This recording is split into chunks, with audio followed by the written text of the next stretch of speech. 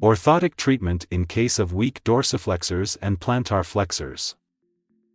Problems of traditional treatments that do not reflect the latest state of the art. This is the fourth video in a 4-part series of educational videos. It is advisable to watch all 4 videos in order to fully understand the context.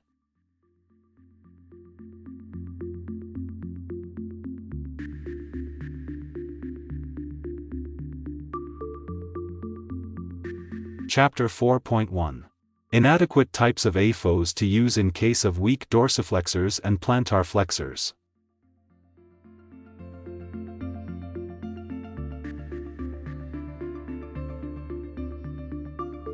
In case of weak plantar flexors and dorsiflexors, an FIOR is not optimal in the following cases.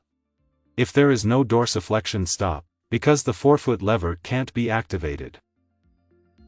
The FIOR can't create any supportive area.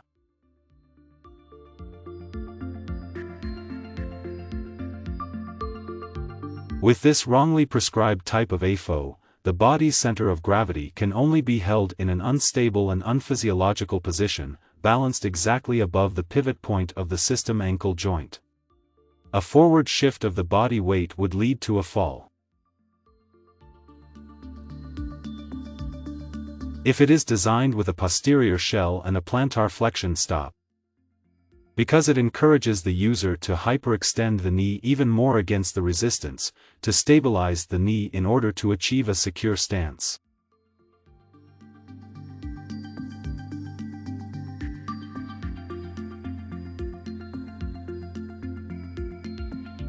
SAFO, or a solid ankle-foot orthosis.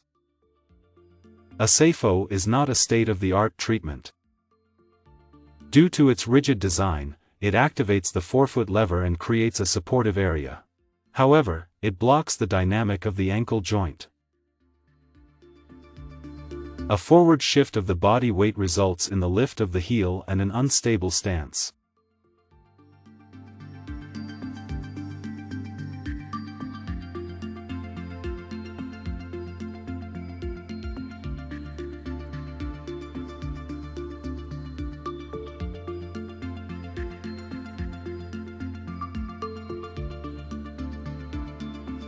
PL SAFO, or a posterior leaf spring FIOR, and spiral orthosis. PL SAFOs and spiral orthoses are 2 types of orthoses that are frequently used. Both are intended to emulate the movement of the ankle joint without the use of a mechanical joint, and are designed to recover energy through their individual spring rigidity. However, such FIORs come with a number of problems. If the angle between the lower leg and the ground is set correctly, and if such FIORs are made rigid enough to ensure safe standing, they significantly reduce the mobility of the ankle joint in the direction of plantar flexion, as the resistance is far too high to ensure that the foot is lowered physiologically in loading response. This has a negative effect on a physiological gait and can also have a negative impact on neuroplasticity. If the flexion is deliberately shifted behind the ankle joint, as is usual with PL SAFOs, the physiological plantar flexion in loading response is blocked completely.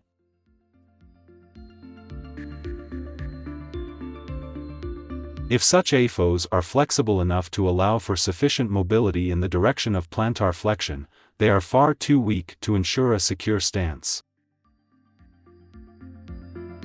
If such FIORs are set at an angle of approximately 0 degrees from the lower leg to the ground, this leads to the orthosis bending at a forward inclination of approximately 8 degrees in a physiological standing position.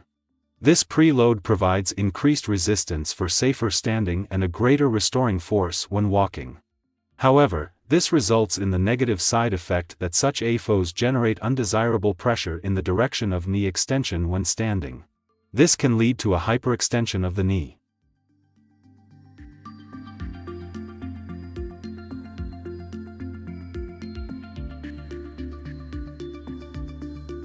Furthermore, the area of bending of such FIORs does not coincide with the rotation axis of the ankle joint. When bending forward while standing or walking, such FIORs deform in a way that causes the shell on the lower leg to shift and can lead to skin irritations.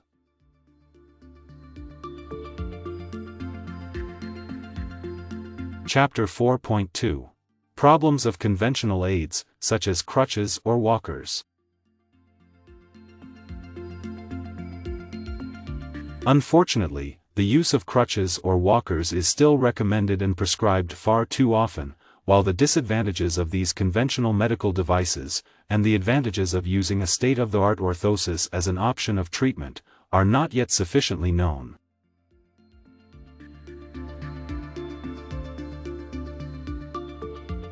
Placing the crutches further away from the body compensates for the missing effect of the forefoot lever, thus improving stability in stance.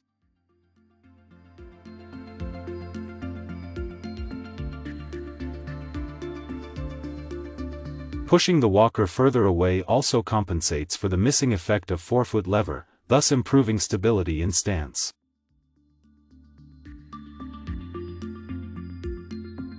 When taking off the hands from the walking aid to perform daily activities, there is a high risk of falling. Therefore, the use of the hands is very limited for everyday activities. Walking aids require the use of the arms and upper body. This can lead to problems in arms, shoulders, and back.